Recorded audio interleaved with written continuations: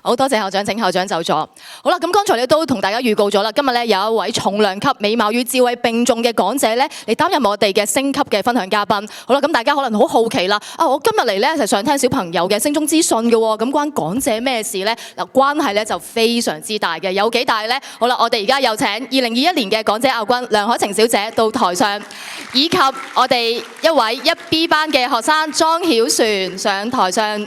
好啦，咁咧今日咧，講者梁小姐同埋校長同埋曉璇呢3位咧會就住咧一啲嘅內容咧有一啲嘅分享同埋對談嘅。好啦，咁啊而家我哋將時間咧交俾3位。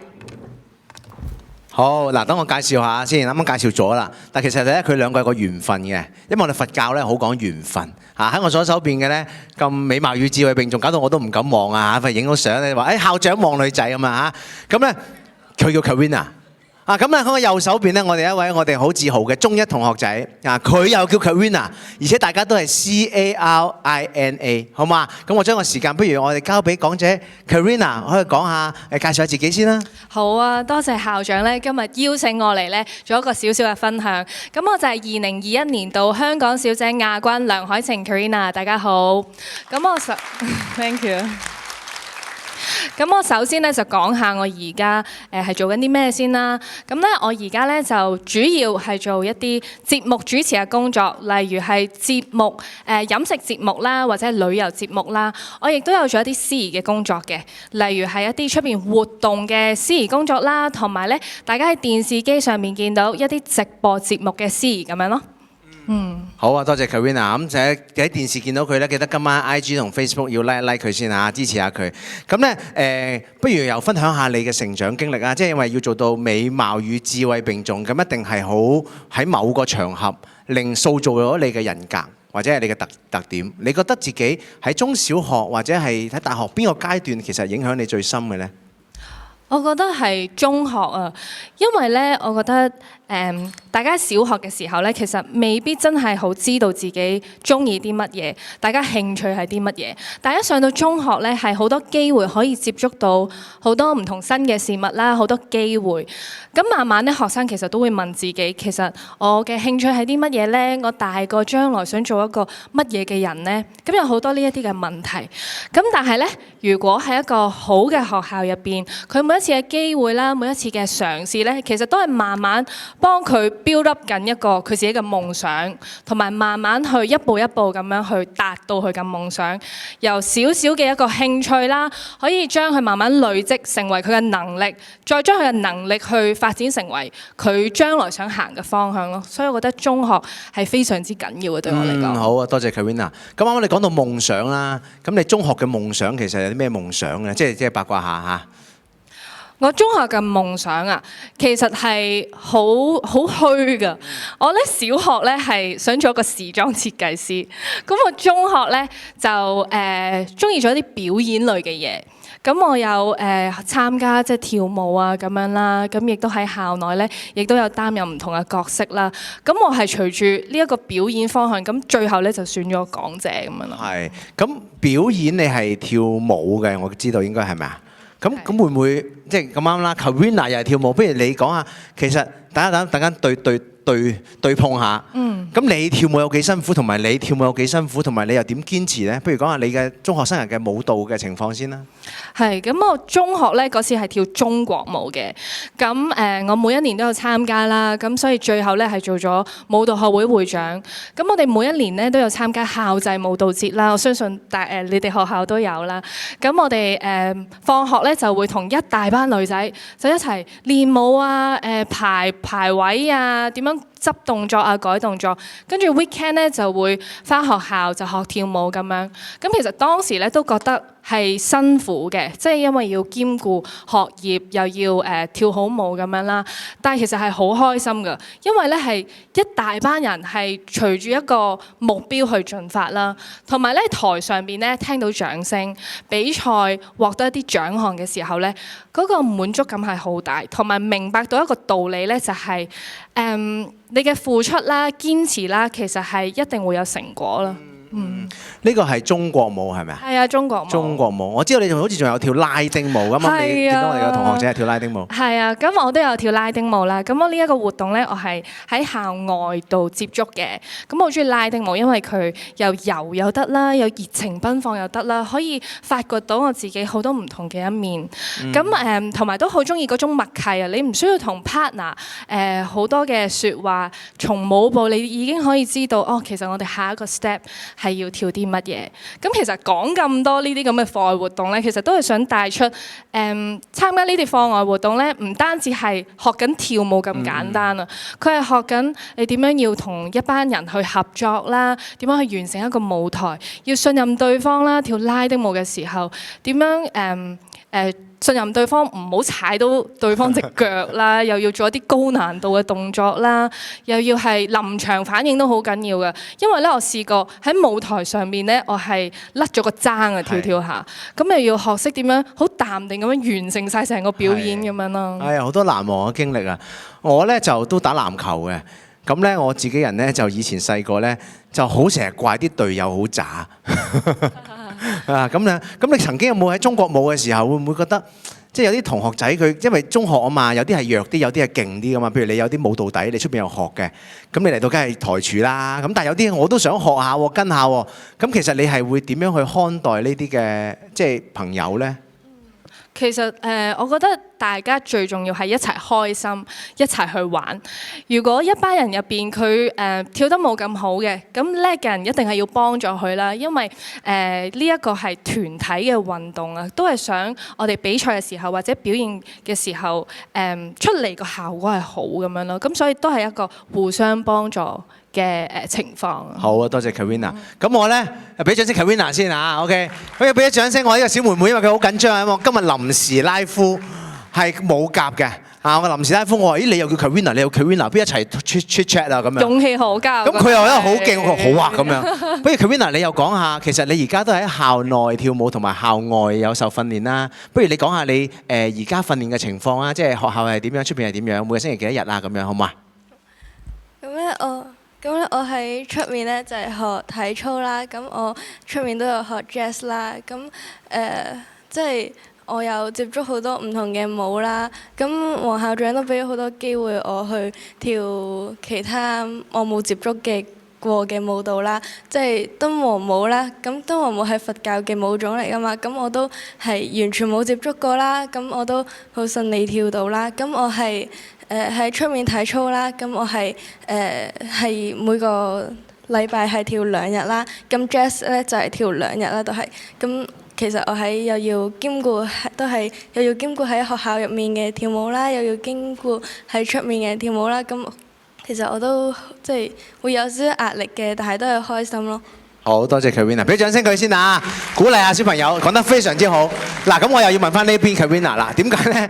因為我聽到大家都係跳舞，咁讀書呢點樣去兼顧到呢？因為港姐係美貌與智慧並重啊嘛，係咪？你喺台上面冇墨水呢，就好似我咁樣口窒窒呢，就唔係好好嘅。不過 Karina，你當時係點樣兼顧喺咁嘅拉丁舞、中國舞、讀書幾方面嘅一個活動？咁點樣喺中學裏面平衡得到呢？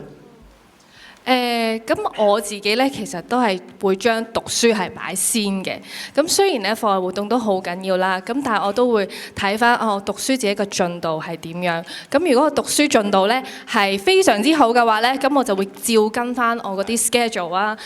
會譬如放學我會練習，或者係 weekend 就上堂咁樣。咁但係如果我未能達到自己學業上面嘅目標啦，咁可能練習上面就少啲啦。但係就會咧 keep 住每一個禮拜都會上堂咯。咁所以都要自己好好咁樣分配啲時間。係，咁呢個咧就係嗰個時間管理，好嘛？咁 Karina 你時間管理好勁喎，係你屋企人幫你管理啊，定係你自己自律管理啊，定係點樣呢？咁咧，我媽咪啦，咁佢成日都要我整一個時間表，咁係要分配晒我全部嘅 schedule 啦。咁我又要即係可能跳舞出咗通告之後啦，我就要開始 mark 低翻咯。咁我就即係令到啲時間唔好咁撞時間咯。係，其實咧而家香港嘅小朋友咧，都係咁噶。啊，我自己以前都係咁嘅，咁咧就又要打波啦，放學又要練波啦，又要練校隊，又要練區隊啦，係咪？咁有時又扮下嘢，想去選下港青，但雖然選唔到嚇，咁但係咧都好忙嘅。咁咧就我覺得幾個態度好重要啦。第一個就係一定要有一間學校咧係灌輸嘅小朋友讀書係責任嚟嘅，基本功嚟嘅啫。你嚟到呢度唔係全打波嘅，我哋有呢樣嘢，但係呢樣嘢只不過係輔助緊個學業，係並重。咁呢個呢係要校方大力去做啦，同埋我哋嘅老師一定要規劃得好，兩樣嘢係平衡嘅。千祈呢就唔好呢，好多學校唔好講好多學校，有啲學校呢就會即係我以前細個都係啊，就係補課時間同練波重疊啊。就搞到咧，嗰個學生自己都好難搞，都唔知去邊好咁樣。咁所以呢一個亦都係一個有效嘅規劃啦。咁樣咁另外咧，我哋都會訓練我哋嘅小朋友咧，佢做功課。咁點做啊 ？lunch time 做咯。你要享受嘅嘢比人多，係嘛？放學你又要去 happy 係咪？星期六日咧有比賽，你又可以好有光芒喺台上表演。咁人係咁嘅 give and take。有啲嘢你係得到咗，你要付出翻咯。咁我哋就 lunch time 做功課咯，係嘛？譬如我哋學校嘅校隊咧，我知道老師好好啊。考試前咧，所有校隊咧要一齊溫習啊！我哋 send 會要 send 翻相俾校長，乜球隊咧已經完成咗考試溫習啦咁樣。咁呢個都係我好開心，我哋嘅學校係做得到啦。好嚴謹啊！係啦，咁講到香港啦，即係都係一個多元嘅社會啦。咁而且英文亦都係國際化嘅語言啦。嚟緊咧，我知道中國咧就大國崛起啊，好勁啦。但係我見得到咧 AI 咧話未來50年嘅語言咧都係通過英文咧係去做嘅。即係中文我哋有 DeepSeek 有豆包，但係真正而家即係 AI 懂嘅語言咧，都係先係英文先。咁不如我哋講翻英文學習啊！即係港姐一定係美貌與智慧並重，同埋你升咗咁好嘅大學，一定係英文都嘰哩呱啦㗎啦。咁你係咪一開始嘅嘰哩呱啦好勁啊？跟住一路都咁勁啊？定係點樣咧？有冇啲困難咧？困難啊！其實困難咧都有嘅，但係我覺得最緊要咧係揀啱一個難度去俾自己去挑戰啊！因為咧每一個人嘅能力啦同埋起點都唔一樣，但係如果你用同一個教學方式去俾每一個學生嘅話，其實嗰個效果未必會出到嚟咯。咁我知道呢一間學校頭先校長都有講到啦，我好欣賞就係佢哋有7級嘅分組教學。咁7級分組教學係可以做到拔尖啦、補中同埋補底，咁可以照顧到每一位同學嘅需要。咁換句話說咧，其實就係唔需要一大班人一齊谷英文，我係分開咗7個唔同嘅 level。咁你英文弱啲嘅，咁老師就會俾一啲淺啲嘅教材俾你啦，去幫你打底啦。如果你係好叻嘅英文，咁老師就俾啲精英嘅課程俾你啦。其實比喻就好似打機升級咁樣，都唔會一開始就話我要打大佬咁樣噶嘛，都係逐級升上去。咁我覺得呢一個模式咧係可以幫到學生去打好個基礎先。咁之後咧學語文嘅路上咧，先至可以行得更穩同埋行得更遠咯。好啊 Karina。咁我想問你除咗即係你以前中學嘅時候啦，咁你有咩特別優秀嘅英文學習方法？即係除咗老師俾你之外，有冇啲自己嘅自學方法可以分享下俾我哋啲家長同埋小朋友聽呢？其實咧，我細個咧都對於英文係好有興趣嘅。咁點解咧？就係由我幼稚園開始啦，去到小學咧，我係成日都睇 Disney 嘅卡通片，係睇英文版。咁所以咧，漸漸就對英文係有濃厚嘅興趣啦。我有時放學咧睇電視都會跟住佢哋一齊唱嗰啲英文歌啊。使唔使而家現場？咁啊唔使，下次先獻醜。好，我哋下年就聽阿 Karina 唱 Mickey Mouse 嗰啲。好，冇問題，冇問題。咁啊，即係睇 Disneyland 啦。咁你有冇睇 Disneyland 咧？有啊。你有睇 Disneyland？嗱，冇夾過啊！即係我哋又講下你學英文係點啊？咁咧，我係會換環境咯。即係我覺得即係可能喺圖書館度温下書，咁可能喺圖書館就會吸收咗啲可能人哋行過，咁你就會記得咗。原來我睇緊呢一句子嘅時候，嗰個人行過，你就會記得其他嘢。你會即係換下環境咯。即係有陣時喺屋企個書台度啊，有陣時喺廳温，有陣時喺天台温。我覺得轉下環境會好啲咯。哦，你屋企有天台㗎？哦，咁幾勁喎！OK，咁我幾開心喎！即係你覺得咧，就喺唔同嘅場景去温習咧，係會刺激到你對於嗰個學科嘅知識啦。咁咧，其實咧 Karina 仲講咗另外一點嘅，就係一個情景啊。即係我哋學語言咧，好多時候咧，譬如假設啦嚇，我哋而家嘅地鐵英文叫咩啊？MTR 啊嘛，Mass Transit Railway 啊嘛。但係其實我哋新界區咧冇見到有地鐵嘅噃，係嘛？好少用到 MTR， 但我哋有輕鐵，係咪？咁啊叫 Light Railway 喎，係咪？但係去到英國倫敦咧係冇輕鐵嘅喎，佢叫 Subway。所以其實學語言咧，其中一個好重要咧就係嗰個環境。我哋學完咗啲嘢 input 咗入嚟，我都冇機會用啊！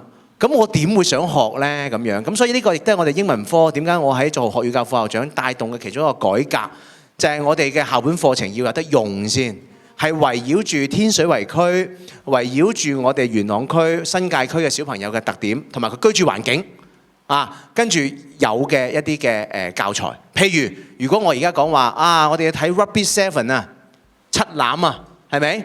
可能個小朋友覺得好遙遠，點解？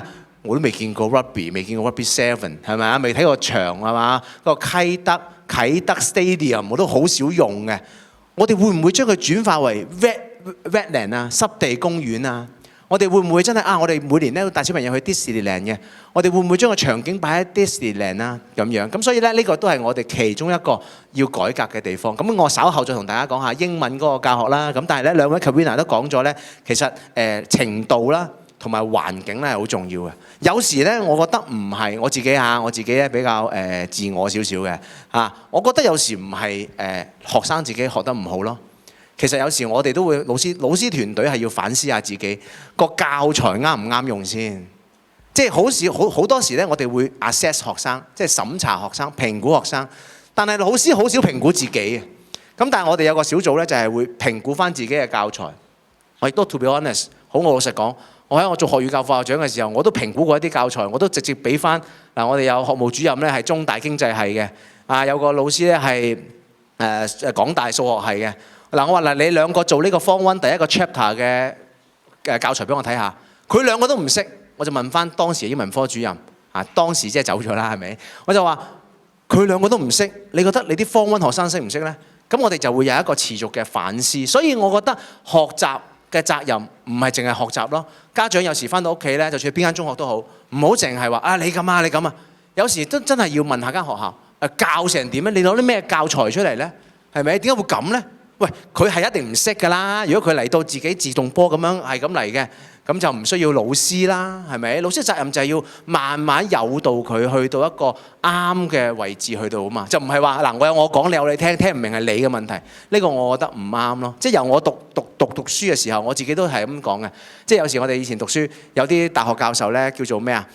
叫做即係好似叫我哋叫 scanner， 即係佢將個 PowerPoint 讀翻一次出嚟，就當做教咗書啊。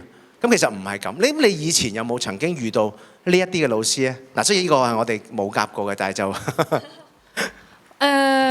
我覺得我遇到嘅老師其實都算係好嘅，即係好似即係後邊啦，頭先咁啱播到呢一張相啦。其實呢一位就係我英文嘅啟蒙老師啊。咁當時我覺得佢係好幫助我喺英文道路方面。咁佢又有譬如介紹我去參加啲比賽咁樣啦。咁呢一個就係我參加英詩讀誦比賽，係啦。咁都有相當好嘅成績啦，咁係由我中一開始啦，我已經參加㗎啦。咁我中一咧就攞咗冠軍啦，咁就俾咗個信心我，咁就我之後嗰幾年咧都有 keep 住去參加，咁所以一路都有 keep 住對於英文嗰個熱誠咁樣咯。係，即係參加啲學術活動咧，都會係砥礪翻。所以有時課堂嘅學習咧，你覺得你又講下啦，課堂嘅學習其實有冇成效嘅咧？定係你覺得課外嘅學習其實係補翻你課堂嘅學習嘅咧？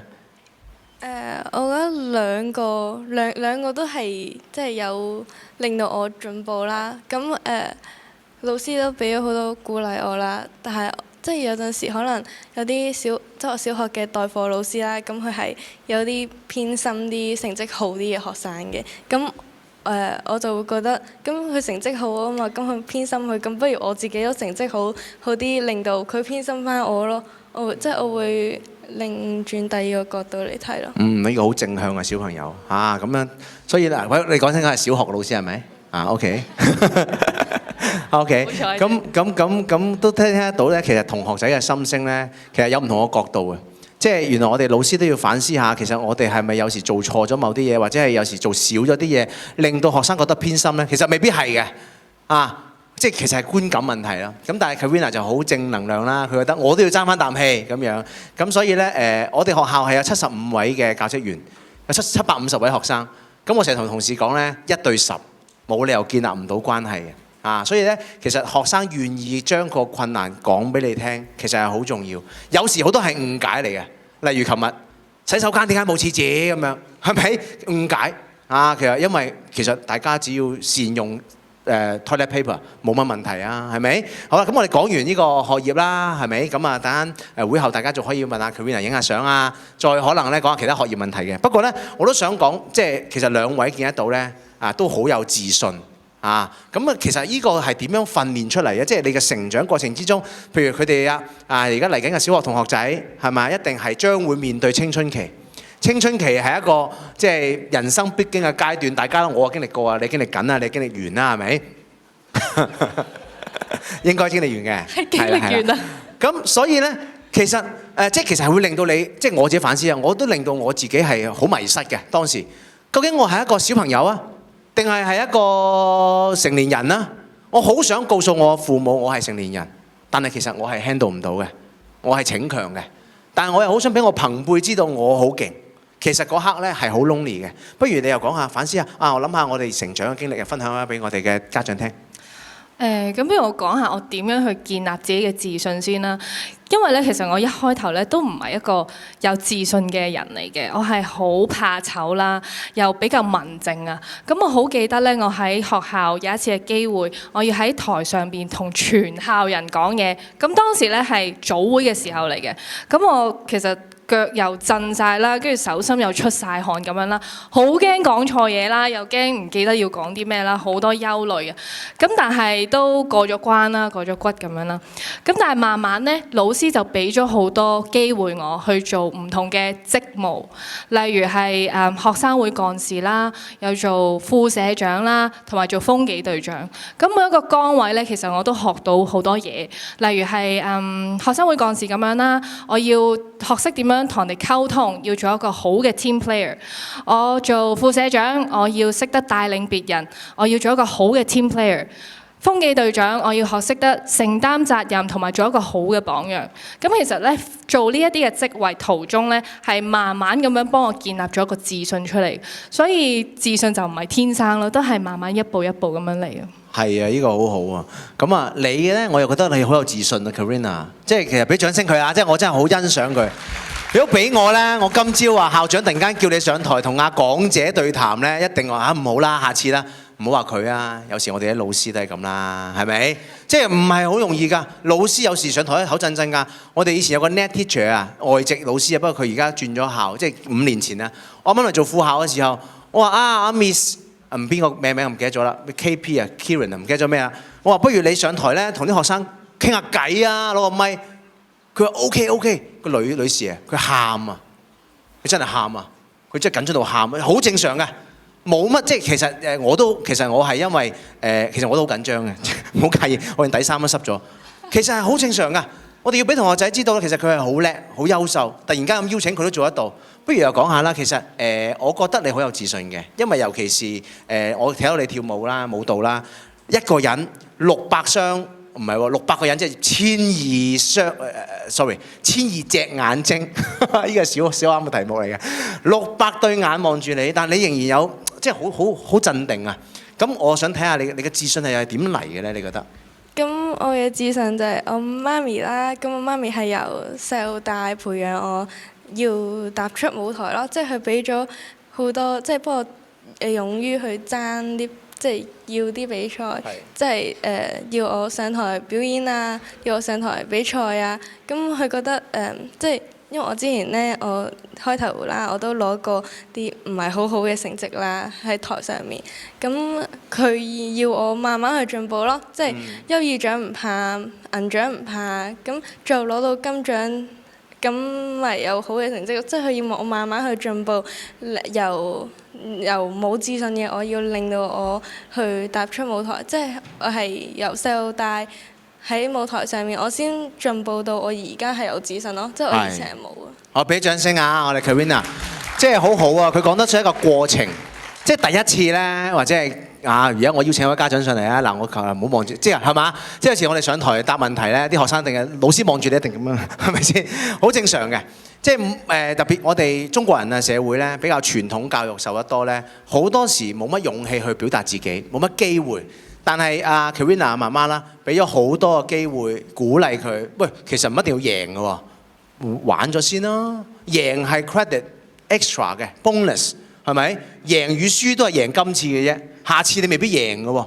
但係一路會幫個小朋友俾到平台佢，咁呢個係好重要嘅。我自己覺得。咁兩位都係啦，啱啱另外一位 Karina 啦。就係中國舞啊、拉丁舞啊、英詩啊，都係好積極去主動爭取一啲機會。喂，英詩比賽好難嘅喎。嗱，我知道 Karina 咧都係喺一啲我哋叫資助學校畢業啦。咁喂，英詩嘅比賽通常都係一啲咩西島啊、West Island 啊啲國際學校啲妹妹贏噶嘛。即係其實係好難贏嘅，係咪？咁所以見得到咧，兩位都係好勇於去踏出自己一步。我亦都鼓勵我哋嘅小朋友，不論去到邊間中學發展都好咧，一定要自己主動爭取。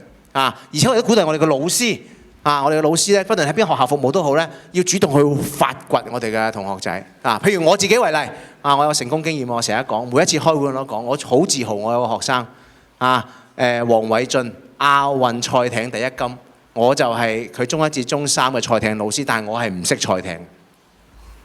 但係我點樣去發掘佢？我就見到手長腳長，我要研究呢個 game 係點樣幫小朋友。咁當時嘅佢可能未有方向，但我就帶佢不斷參加比賽咯。咁佢最尾俾港隊揀咗入去，咁跟住佢就轉咗去另一間體藝發展嘅學校。咁我都係好為佢開心。佢當時走嘅時候，佢話我唔捨得啊！我話唔好，我已經俾唔到你我未來你啦。即係我唔識賽艇噶嘛，我點能夠箍住你6年呢？咁我覺得教學應該係咁樣。所以佢攞咗亞運第一金之後，佢應該頭10個通知嘅人呢，其中一個就係我。雖然嗰個我都知道係 common 發出嘅信息嚟嘅。多謝你嘅提問，可能數咗10個人，但唔緊要。我即係又有我，即係我覺得成功即係當中有我就得啦，唔一定係功成先有我嘅，我自己覺得咁樣咯。Karina，不如我哋又講下，即係啱啱我哋講到校風啦，咁我覺得你第一啦，咁靚女一定好多人追啦，係咪？嗱，我成日同佢講咧，就唔好俾人追嘅，唔好咁易要真係要知道自己嘅即係價值係嘛咁樣。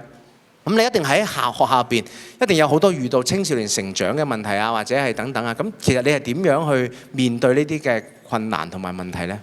即係或者係好多人追咁點解決呢？有冇娛樂記者喺度啊？冇嘅，可以講嘅其實。好多人追啊！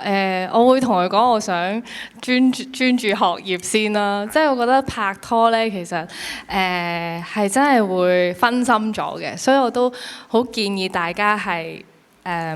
可能大學先開始嘗試一下拍拖，真係專心讀書，因為咧中學其實係好緊要嘅。中學咧你學到嘅嘢啦係會應用到喺你將來咯，即係譬如話我都知道學校其實係有呢一個正向教育啦，同埋有啲品德嘅活動。我覺得呢啲其實都係好緊要，即係譬如係正向教育咁樣啦，又有咩領袖訓練營係嘛嚇？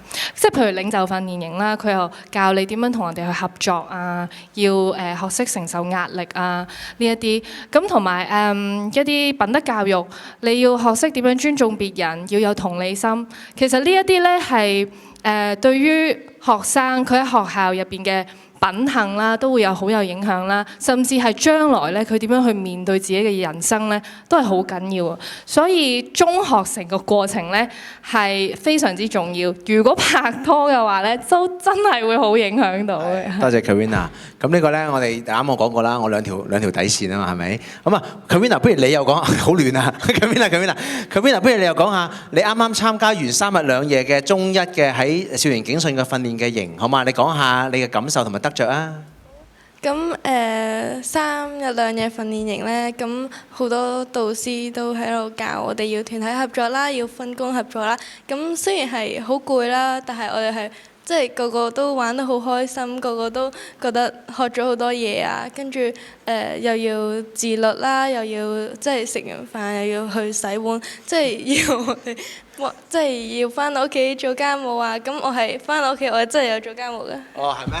係認證咗嘅。OK， 好，俾啲掌聲 Karina 啊！咁啊，走嘅時候係依依不捨啦，我記得到，即係好唔捨得導師。一去嘅時候咧，好抗拒嘅。咁亦都老實講咧，有好多因為以往喺小學成長型嘅一啲經驗咧，佢令佢嚇怕咗。包括有啲內地嘅同學仔啊，他們叫做軍訓嘛，即係內地叫軍訓啊嘛，就要食石頭飯啊，要刻苦啊咁樣噶嘛。咁但係我自己咧，以前咧喺舊校咧，我係做訓導主任嘅，所以咧我從來唔認為領袖發展咧係要吃苦咯。我覺得領袖發展係要嘗試，係要面對嗰種害怕。其實驚係好正常嘅，但係恐懼係自己內心諗嘅啫，冇人同你講你要驚，你要驚，係你永遠諗到好驚。咁所以咧，我哋呢啲訓練營咧，我都會千挑萬選，係啱小朋友咁樣。咁今年第一年做啦，所以有10個同學仔冇去啦。但我相信下年係唔會有人冇去，即係唔會有缺席率呢樣嘢，因為佢哋會講㗎嘛。哇，其實係辛苦㗎，但係好玩喎，走嘅時候係開心喎。就好似我哋有一個營咧，我哋每年咧有40個同學仔咧會去消防局訓練。接受正式嘅訓練5日4夜一樣係去到係要步操啊，係好攰好辛苦。但係走嘅時候咧，啲家長同埋啲學生係攬住一齊喊。咁稍後我哋嘅副校長會俾啲相大家去睇下，了解下個情況啦，好唔好啊？好啦，咁啊時間差唔多，最後啦，不如 Karina 又俾啲寄語我哋嘅家長同埋我哋嘅學生，好嘛？好啊，其實咧回想翻我自己嘅成長過程之中咧，我覺得最重要咧唔係一開頭你有幾叻，係最重要係你成長嘅路上咧有冇人去欣賞你、幫助你同埋培育你。咁所以我都希望咧大家可以快樂追夢啦，同埋踏實成長，同埋入到一間心儀嘅學校。Thank you。好，再一次俾啲掌聲咧，我哋 Karina 梁小姐嚇，同埋咧我哋嘅優秀嘅妹妹 Karina。OK， 好，咁我哋好多謝晒校長啦 Karina 兩位 Karina 嘅分享嘅。咁我哋咧有份少少嘅紀念品咧，就送翻俾梁小姐嘅。曉璇嗰份咧就陣間再送俾你，不過你就都喺台上邊可以一齊先。好啦，咁我哋而家有請。好啦，咁咧呢份紀念品咧都好特別㗎，因為咧喺較早前咧，我哋學校咧有一啲嘅學生咧去咗蘇州有一個嘅交流團啊。咁喺蘇州嘅期間呢，啲學生咧就有感而發，咁咧就學識咗啲剪紙嘅技巧。蘇州裏邊嘅一啲嘅印記咧，就用剪紙嘅方式咧就剪咗落嚟呈現出嚟嘅。咁咧我哋就將呢一份紀念品送俾啊 Karina 小姐。